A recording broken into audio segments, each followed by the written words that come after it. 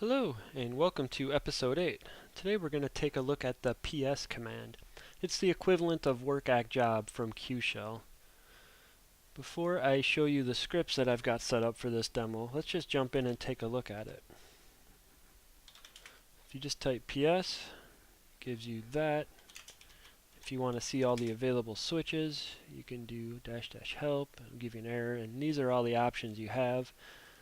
You can do it by PID, subsystem, user, and format. We're going to take a look at subsystem and PID in some of the examples coming up here, as well as the E switch, which I'll show you in a little bit. To get an accurate definition of what each one of those does, you could reference the QShell guide on IBM's website, or just Google man pages PS, and that will show you all the different switches on a Linux system. Not all of those are available on IBM I, but the ones that are, you can read the definition of what they do and make sure you test it before you try it in production. So as a small example of the case sensitivity here, you can do a PS-A versus PS-uppercase A. Much different option or outcomes there. So make sure you spend the time and figure out exactly what you're after and the best way to get it. So there are multiple ways. So let's take a look at our first script for today. This one is just going to simply check to make sure the SMTP and QMSF jobs are active, and if not, it'll start it and echo something saying that it did. If it is already active, it'll just tell you it's already active. So first, let's go ahead and just run the ps-e command so you can see what it does. It echoed back everything. And if you look at the man pages, it'll say the uppercase A is similar to -E. So you probably could substitute that. But now we're going to pipe it to grep for a particular job with a wildcard. Alright, so now if you take this job name and go back to work-act-job, you'll notice these job names are actually uppercase. Sometimes working in QShell you'll need to use lowercase even though the job appears uppercase on your regular work-act-job screen. You'll notice if I change this to be uppercase, it doesn't find anything. So case will matter when you're doing this. Anyway, this particular script is pretty simplistic. If those jobs aren't active, it will just issue the start TCP serve command or start MSF.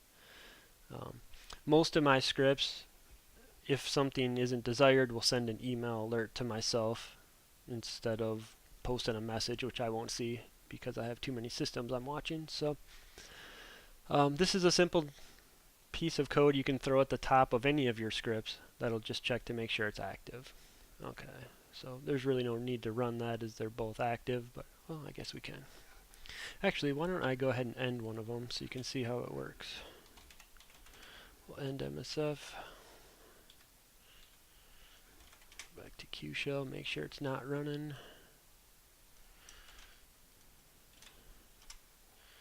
Okay.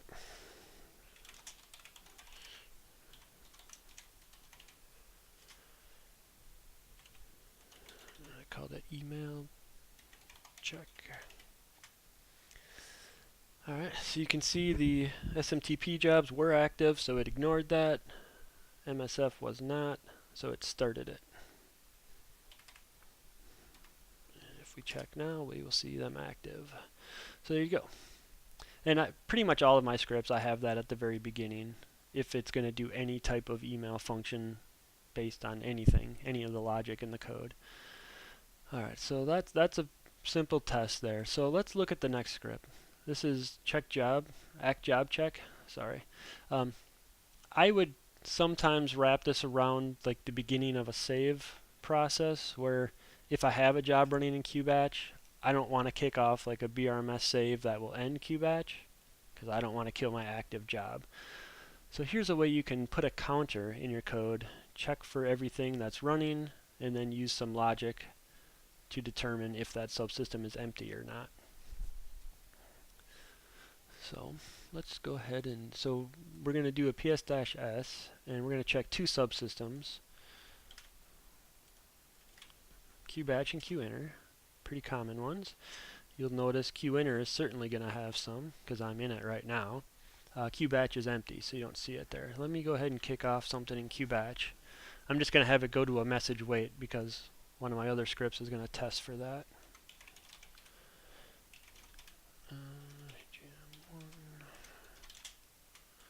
And we're going to call this brms mate. And we'll use that in the last script here. That's why I'm calling it that. But okay, go back to qshell, check it again. brms mate, there it is. Okay, it's in a message wait status. That's good. All right, so let's go back and look at this code here. So I'm going to set my counter to be 0. Do a ps-s for these two. Now, when you run this command, you're going to notice there are some lines that start with PID, and some threads are in a DQW wait, which we just don't care about because it's the subsystem itself. So I'm going to filter those out by using a grep-v. So that'll be this line here, and that's per subsystem. It should show up there.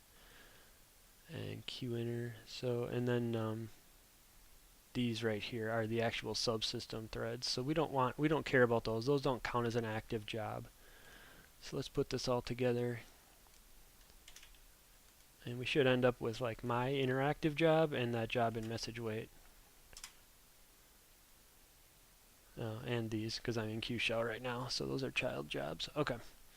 So if I were to kick off a save right now, I would end up ending particular jobs that I might not care to do so. Alright, so this is going to increment the counter for each one of those. So there's a test statement here. If it equals to 0, that's good. No jobs are running. You can add you can add more subsystems if you want. Just put a comma between them and update your text if you do so. If the counter is greater than 0, it's going to send an email out. Now, prior to like 7.1-ish, send DST was the common way to do that, and still may be for most people. The newer command, I prefer the send SMTP email. So anyway, I'm going to check to see if that command exists. If it does, I'm going to use that to send an email. If it doesn't, it's going to do the send DST. So if you're in, I had it coded this way because there was a period of time where I was transitioning between OSs, and I didn't want to maintain two different scripts for the email alert, so I just put that in there. Now now most of my systems are 7.3, so I wouldn't even bother with the send DST, but it doesn't hurt anything to have it there. Let's go ahead and run this and make sure it works.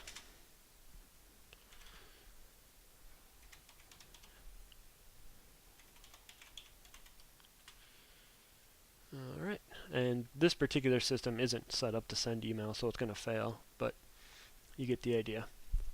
You also, of course, have to make sure you have a work directory entry for your user profile.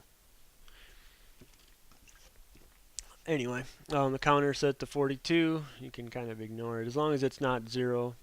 If it's 0 is all we care about, or greater than 0. The number can be misleading, but let's change the code here to just check for qbatch, and I'll remove that job in a message wait.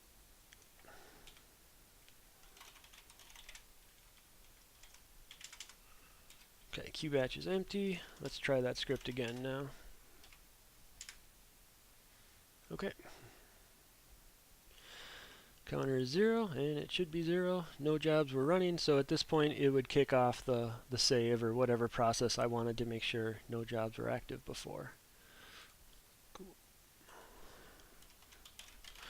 Alright. Let's do a subsystem check. Now this is kind of a unique one. It was written for a very specific purpose. Once in the last, I don't know, 15, 16 years, I've had to use this once. But what it does is it creates an internal counter. So if you just have like a basic job scheduler and you don't have the means to schedule it to run every 5 minutes, every hour, whatever, you can just put a number in here, count upward, however many times you want this to loop, and then put a sleep counter in here. So this is going to go for, let's change it to be like 5 seconds. So when it hits 1, it'll go for 5 seconds. And when it's done, it'll sleep, go to 2, and so on until it hits 12. It'll run through it once more and then break out. This was written for after an IPL. A particular system or customer wanted to make sure every single subsystem was running that started back up after the IPL. And whereas there are probably better ways to do this, this is a very simple, 11-line piece of code that'll do that for you. And instead of sending an email, if it's not running, you could just as easily, run the start subsystem command. But let's take a look at it. So ps-s will give you a subsystem list, but you have to supply the subsystem you're checking for.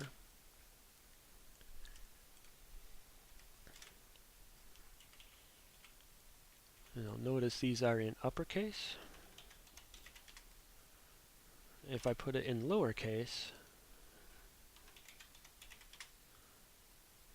it happened to work this time.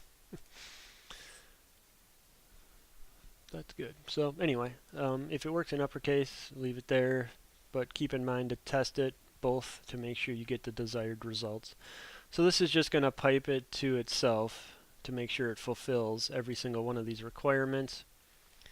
And this one actually will fail because I don't have a WebSphere subsystem running, so that'll be fun to watch.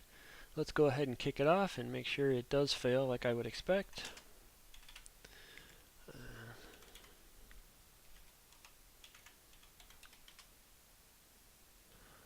Okay, not all subsystems are running. It's actually going to jump in a loop for 5 seconds now. Actually, it's going to go for 60 because I never saved that. Anyway, I'm going to break out of it. To do that, you just hit F3. Let me save it here and run it again so you can watch the loop go.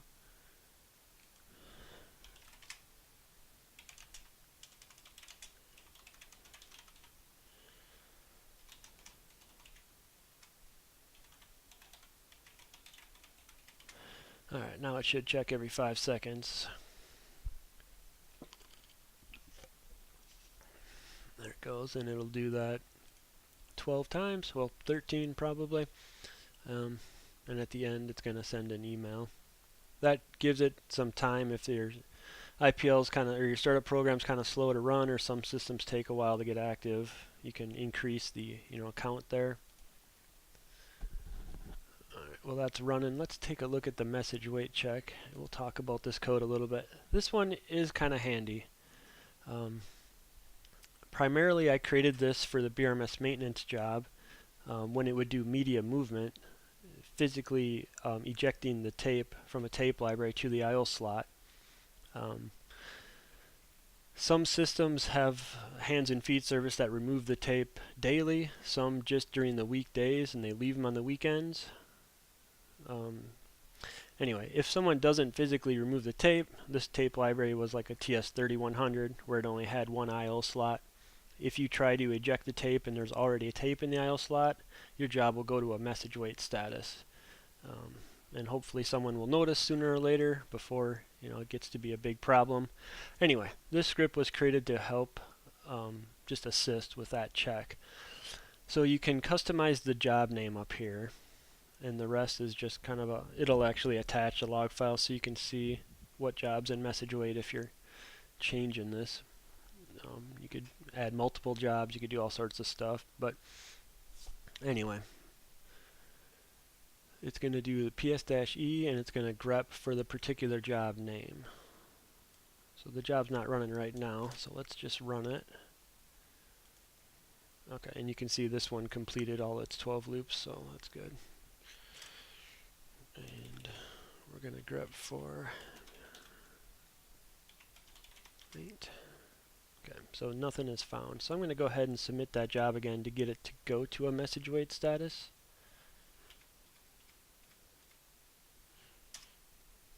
Okay, there it is. BRMS main uppercase. This one will be case sensitive. Job name. Let's go back here and rerun that. You can see it finds it. If I change this to uppercase, it does not find it.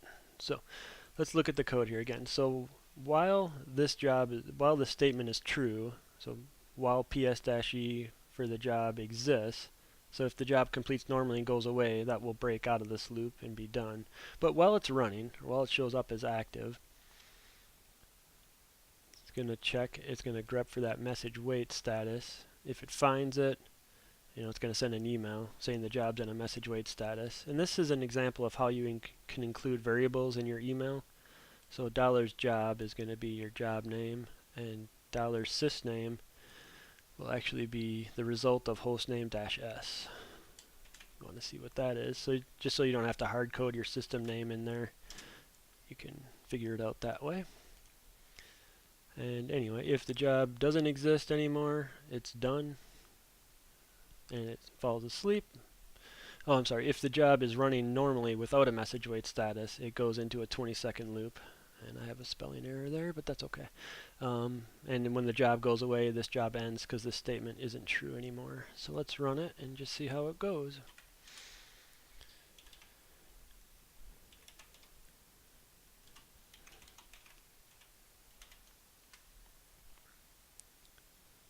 Okay. It is in a message wait status, so it noticed that. It tried to send me an email, and then it broke out of the code.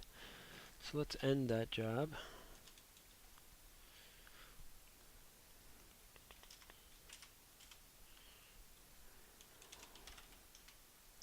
We'll run it again. The job doesn't exist, which would mimic it ran and completed normally.